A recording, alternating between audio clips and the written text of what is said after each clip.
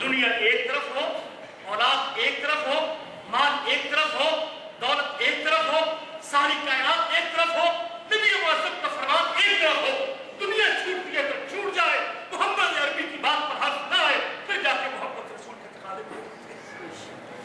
اور جب اس قسم کی محبت ہوگی اور آپ کا یہ حق ادا ہوگا اور اس قدر پیار میرے آپ کے سینے میں اپنے حبیب کے بارے میں ہوگا، پھر ملے گا کیا؟ پھر ایمان کی مٹھاس اور ایمان کی لذت ملے گی۔ رسول کریم فرماتے ہیں ثلاث من کن فیہ وجد بہن حلاوۃ الایمان، جس بندے میں تین چیزیں ہیں وہ ایمان کی لذت کو چکھ لیتا ہے اور ایمان کی مٹھاس کو پا لیتا ہے۔ اور سب سے پہلی نشانی جس سے ایمان کی لذت ملتی ہے، فرمایا ان یکون اللہ ورسولہ احب الیہ مما سواہما، کہ اس کے سینے میں پوری کائنات کے مقابلے میں سب سے زیادہ محبت اللہ ذوالجلال کی اور خالق کائنات کی ہو، اور خالق کے بعد مخلوق میں سب سے زیادہ محبت پوری دنیا کے مقابلے میں حضرت محمد رسول اللہ صلی اللہ علیہ وسلم کی ہو۔ جب اس انداز سے زندگی گزارے گا پھر وہ ایمان کی لذت کو بھی پائے گا، اور صرف ایمان کی لذت کو نہیں پائے گا، جب قیامت کا دن ہوگا تو پھر اپنے حبیب کا ساتھ بھی پالے گا۔ صحیح مسلم کی حدیث ہے، اللہ کے نبی صلی اللہ علیہ وسلم کی مجلس میں ایک آدمی آتا ہے، حضور مجھے یہ بتائیے کہ قیامت کب آئے گی؟ اللہ کے نبی کہتے ہیں اور قیامت کا سوال کرنے والے تو نے قیامت کے لیے تیاری کیا کی ہے؟ میں نے کہا حضور فرائض کے ساتھ ساتھ حب اللہ و رسول ہی، میرے سینے میں اللہ کی محبت بھی ہے اور اس کے رسول کی محبت بھی ہے۔ حبیب کائنات فرماتے ہیں انک مع من احببت، تو قیامت کے دن انہی کے ساتھ ہوگا جس سے تو محبت کرتا ہے۔ اللہ کے نبی کا چوتھا حق وہ آپ کی اتباع اور آپ کی پیروی کرنا ہے، آپ کے پیچھے چلنا ہے۔ رب اعلان کرتے ہیں ما اتاکم الرسول فخذوہ وما نہاکم عنہ فانتہوا، جو چیز رسول دے دے، جو پیغمبر عطا کر دے، جو نبی دے دے، جو پیغمبر کی زبان سے آ جائے، جو پیغمبر کے عمل سے آ جائے، جو پیغمبر کی سیرت سے آ جائے، جو آخری حبیب کی سنت تمہارے پاس پہنچ جائے، ما اتاکم الرسول، جو نبی کریم تم کو دے دو، جو دے، وہ تیرے امام کی بات سے ملتی ہو یا نہ ملتی ہو، تیرے محلے کے امام کی بات سے موافق ہو کہ نہ ہو، تیرے پیر کی بات سے ملتی ہو کہ نہ ملتی ہو، جب سب سے زیادہ مقام مخلوق میں سے محمد کریم کا تیرے سینے میں ہے، جب آپ کا فرمان آ جائے تو پھر آپ کے فرمان کے سامنے سر تسلیم خم کر دے۔ یہ اللہ کے نبی کا حق ہے، یہ اللہ کے نبی کا حق ہے کہ آپ کی اتباع کی جائے، اور جس سے روک دے اس کو چھوڑ دو، جس سے روک دے اس کو چھوڑ دو۔ واتقوا اللہ ان اللہ شدید العقاب، اللہ سے ڈرو، اللہ ذوالجلال سخت سزا دینے والے ہیں۔ اور پیغمبر کی دنیا میں آنے کا مقصد یہی ہوتا ہے وما ارسلنا من رسول الا لیطاع باذن اللہ، ہم نے جتنے رسول بھیجے صرف اس لیے کہ ان کی اتباع کی جائے، ان کی پیروی کی جائے۔ نبی آتے اس لیے ہے کہ ان کی اتباع کی جائے اور ان کی پیروی کی جائے۔ نبی کریم کو فرمان آنے کے بعد اگر کوئی شخص آگے چمو چرا کرتا ہے، آگے ہیرو حجت کرتا ہے، اور آگے اپنے خواہش کو رکھتا ہے، آگے اپنے خاندانی بیک گراؤنڈ کو رکھتا ہے، بڑے کو رکھتا ہے، امام کو رکھتا ہے، حبیب کائنات کا فرمان آنے کے بعد اللہ اکبر کبیرہ وہ زیر و صبر کرتا ہے اور اپنا مختلف بہانے پیش کرتا ہے، یاد رکھے اگر نبی کا فرمان آنے کے بعد اپنی مرضی کرے گا تو ایمان ہی باقی نہیں رہے گا۔ نبی کے فرمان کے سامنے سر تسلیم خم نہیں کرے گا تو ایمان باقی نہیں رہے گا۔ اب اعلان کرتے ہیں فلا وربک لا یؤمنون حتی یحکموک فیما شجر بینہم، قسم ہے تیرے رب ہونے کی اس وقت تک مومن نہیں ہو سکتے جب تک اپنے تمام جھگڑوں میں نبی معصوم کو فیصل نہ مان لے، اور فیصل ماننے کے بعد اپنے دل میں نبی کا فرمان آنے کے بعد تنگی محسوس نہ کرے، وَيُسَلِّمُ تَسْلِيمًا، اور آپ کے فرمان کو اس طرح مان لے جس طرح ماننے کا حق ہوتا ہے۔ مصور کھینچ کو نقشہ کہ جس میں یہ صفائی ہو، ادھر فرمان محمد ہو، ادھر گردن جھکائی ہو، جب یہ کیفیت بنے گی پھر عقاب کے تقاضے پورے ہوتے ہیں۔ رب اعلان کرتے ہیں اللہ کے نبی کی ایک چھوٹی ذات بہن تھی، آپ نے اس کو نکاح کے لیے پیغام بھیجا، اس نے سمجھا کہ شاید اللہ کے نبی اپنے لیے پیغام بھیجتے ہیں، بعد میں پتہ چلا کہ اپنے لیے نہیں بلکہ اپنے غلام زید کے لیے پیغام بھیجا ہے۔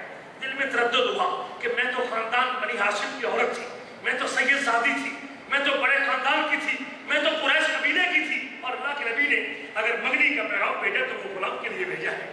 جب اتنا تردد دل میں آ گیا نبی معظم کے مشورے कौन सी आयतें नज़ल करती सूरत अहज़ाब की, मा कान लिमुमिन वला मुमिनतिन इज़ा क़ज़ल्लाहु व रसूलुहु अमरा, किसी मोमिन मर्द के लिए और मोमिन औरत के लिए जब अल्लाह का हुक्म आ जाए और जब रसूल का हुक्म आ जाए, जब अल्लाह का फैसला आ जाए और रसूल का फैसला आ जाए, किसी मोमिन मर्द और किसी मोमिन औरत के लिए अपना इख्तियार बाकी नहीं रहता। वमन यअसिल्लाह व रसूलहु, जो भी अल्लाह की नाफरमानी करता है और रसूल की नाफरमानी करता है, फ़क़द दल्ल ज़लालन मुबीना, वो वाज़ेह तौर पे गुमराह शख्स है। इसलिए ये भी अल्लाह के नबी का हक है कि आपकी इत्तिबा की जाए। या अय्युहल्लज़ीना आमनू अतीउल्लाह व अतीउर रसूल वला तुब्तिलू आमालकुम, ईमान वालों अल्लाह की इताअत करो और रसूल की इताअत करो और अपने अमाल को बातिल न करो। और आजकल के दिन में रबीउल अव्वल के महीने में कहीं अपने हबीब की इताअत का दामन छोड़ के अपने अमाल को बर्बाद न कर लेना। तेरी सारी मेहनत कहीं रायगा ना चली जाए, इसलिए कि तेरे इन अमाल पे हमें मदीने वाले की मोहर मौजूद नहीं है। हबीब कायनात इसकी तस्दीक नहीं करते, नबी मुअज़्ज़म का फरमान इसकी गवाही नहीं देता। नबी मुअज़्ज़म के हकूक में से 5वां हक आप पर दुरूद पढ़ना है। आपका नाम सुनने के बाद आप पर दुरूद पढ़ना भी आपका हक है। रब अपनी किताब में ऐलान करते हैं, इन्नल्लाह व मलाइकतहु युसल्लूना अलन नबी, बेशक अल्लाह अपने नबी पर रहमत नाज़िल करते हैं और फरिश्ते रहमत की दुआ करते हैं। ऐ ईमान वालों और ईमान की नेमत सीने में समेटने वालों, या अय्युहल्लज़ीना आमनू सल्लू अलैहि व सल्लिमू तस्लीमा, तुम भी अपने नबी के ऊपर दरूद पढ़ो और अपने नबी के लिए सलामती की दुआ करो। अल्लाह हुक्म देने के बाद मुझे और आपको आर्डर देते हैं और फरमाते हैं कि जब भी मेरे हबीब का नाम आए तो तुमने नबी का नाम सुनने के बाद दरूद पढ़ना है। क्या पढ़ना है? दरूद पढ़ना है। और सिर्फ अल्लाह ने आर्डर नहीं दिया बल्कि अपने हबीब की ज़बानी इसकी फजीलत भी बता दी। मेरे आपके नबी फरमाते हैं, मन सल्ला अलैहि सलातन वाहिदा, जो मेरे ऊपर एक मरतबा दरूद पढ़ता है, खालिक के कायनात उस बंदे पे अपनी 10 रहमतें निछावर कर देते हैं। और सिर्फ 10 रहमतें नहीं निछावर करते, फरमाया वहुत्तत अन्हु अश्रु खतियात, अल्लाह उसके 10 गुनाह भी माफ कर देते हैं और रब्बुल इज्जत जलाल उसके 10 दर्जे भी बुलंद कर देते हैं। फरमाया औरन नास ली यौमल क़ियामत अक्सरहुम अलैहि सलातन और औरन नास बी, क़यामत के दिन जो लोग सबसे ज्यादा मेरे करीब होंगे, मेरे कुर्ब जवाब में होंगे, मेरे नजदीक होंगे, उनकी निशानी ये है कि दुनिया में कसरत से मेरे ऊपर दुरूद पढ़ते हैं। अल्लाह के नबी का इरशाद गिरामी है, रसूल करीम सल्लल्लाहु अलैहि वसल्लम ने फरमाया है, वो बंदा रब की रहमत से दूर है, इसके सामने मेरा नाम आता है और मेरा नाम सुनने के बाद मुझ पर दुरूद नहीं पड़ता। रसूल करीम सल्लल्लाहु अलैहि वसल्लम के छठा हक मेरे आपके नबी का और मेरे आपके सैयद का आपका दिफा करना है। आपकी सुन्नत का दिफा करना, आपके दीन का दिफा करना, आपकी ज़ात का दिफा करना, आपकी हिमायत करना। आप सल्लम के लिए कोई गुस्ताखी का जुमला बोले तो उस जालिम की ज़बान को बंद करना, और अगर कोई गुस्ताखी का लफ्ज़ बोले तो उसको सफास्ती से मिटाना, ये मेरा और आपका हक बनता है और ये मेरी और आपकी जिम्मेदारी बनती है अपने नबी के हवाले से।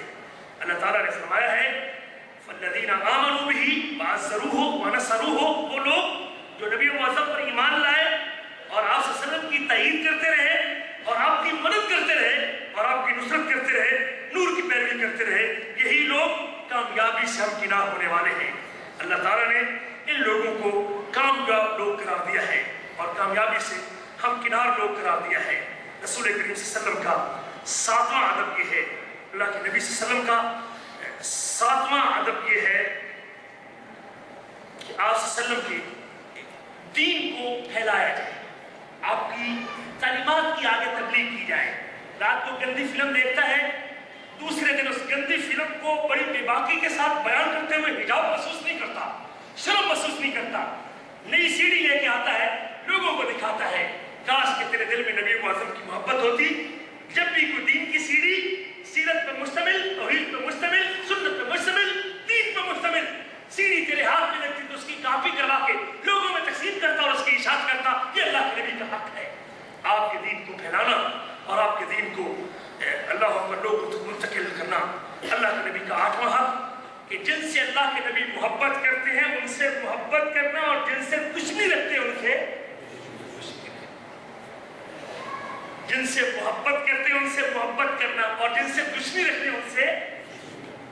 अब मैं अंदाजा लगा लूं मेरी मोहब्बत किन लोगों के साथ है। میرا چہرہ لباس کے لوگوں کی طرح ہے. اگر تو میں نبی کریم سے محبت کرتا ہوں اور ان کے محبوبین سے محبت کرتا ہوں اور ان کے محبین سے محبت کرتا ہوں اور ان کے متوالوں سے محبت کرتا ہوں اور ان کے جیالوں سے محبت کرتا ہوں جن کے دل نبی معظم کی محبت سے لبریز تھے اور جن کے دامن اطاعت رسول سے بھرے ہوئے تھے, تو پھر میرے جسم کے اوپر بھی نبی معظم کی اطاعت کا رنگ نظر آنا چاہیے. لیکن اگر آج میرے جسم پہ اس حبیب کی سنت کا نقشہ نظر نہیں آتا تو پھر سمجھ لوں کہ میں اللہ کے نبی کے محبت کرنے والوں سے محبت نہیں کرتا. میری محبت کچھ اور لوگوں کے ساتھ ہے. رب اعلان کرتے ہیں یا ایھا الذین آمنوا لا تتخذوا آباءکم واخوانکم اولیاء. ایمان والو تم اپنے آباء و اجداد کو اور اپنے بھائیوں کو دوست نہ بناؤ اگر وہ کفر کو ایمان پر پسند کرتے ہیں. وَمَن يَتَوَلَّهُم مِّنكُمْ فَأُولَٰئِكَ هُمُ الظَّالِمُونَ. جو کافروں سے دوستی کا ہاتھ بڑھائے گا اور ان کے ہاتھ میں ہاتھ دے گا, ان سے محبت کرے گا, وہ ظالموں میں سے ہے اور اس کا شمار بھی انہی لوگوں میں سے ہوگا. اور اللہ کے نبی صلی اللہ علیہ وسلم کا 9واں حق اور اپنی گفتگو کو میں سمیٹتا ہوں اور ختم کرتا ہوں. پیارے حبیب حضرت محمد رسول اللہ صلی اللہ علیہ وسلم کا 9واں حق یہ ہے کہ آپ کے صحابہ اور آپ کے اہل بیت کا احترام کیا جائے. آپ کے صحابہ اور آپ کے اہل بیت کا احترام کیا جائے. نبی معظم کے ازواج مطہرات اور آپ صلی اللہ علیہ وسلم کی بیوییں سب سے پہلے اہل بیت میں شامل ہیں اور اللہ کے نبی کے صحابہ کے ساتھ بھی عزت و احترام کیا جائے.